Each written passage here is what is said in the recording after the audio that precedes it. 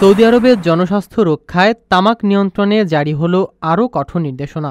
মঙ্গলবার 15 জুলাই সৌদি গ্যাজেটের এক প্রতিবেদনে জানানো হয়, দেশটির পৌরসভা ও আবাসন মন্ত্রণালয় ঘোষণা দিয়েছে মুদি দোকানে আর কোনো ধরনের তামাকজাত পণ্য বিক্রি করা যাবে না।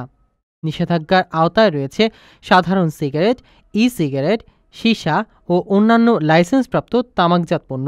এমনকি যেসব দোকানে বিক্রির অনুমতি রয়েছে সেখানেও এগুলো খোলা জায়গায় প্রদর্শন করা যাবে না।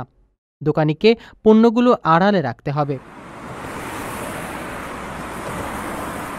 নতুন নির্দেশনায় বলা হয়েছে 18 বছরের কম বয়সীদের কাছে তামাকজাত দ্রব্য বিক্রি সম্পূর্ণ নিষিদ্ধ। প্রয়োজনে দোকানিরা ক্রেতার বয়স যাচাই করতে পারবেন। তবে সৌদি আরবে ধূমপান পুরোপুরি নিষিদ্ধ নয়। নিষিদ্ধ কিছু জায়গায় অনুমোদিত হলেও সরকারি ভবন, হাসপাতাল, গণপরিবহন ও অফিসের মতো স্থানে ধূমপান সম্পূর্ণ নিষিদ্ধ।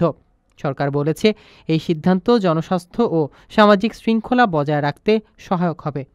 বিশেষজ্ঞদের মতে এটি ধূমপান নিরুৎসাহিতকরণে একটি যুগান্তকারী পদক্ষেপ। আপনার স্বপ্নগুলো আকাশ ছুবে প্রবাসীর হেলিকপ্টারের মাধ্যমে। বিয়ে, জন্মদিন অথবা যে কোনো বিশেষ প্রয়োজনে হেলিকপ্টার ভাড়া করতে যোগাযোগ করুন স্ক্রিনে দেয়া নাম্বারে। প্রবাসীর হেলিকপ্টার, নিরাপদ ও সাশ্রয়ী বাহনের বিশ্বস্ত নাম।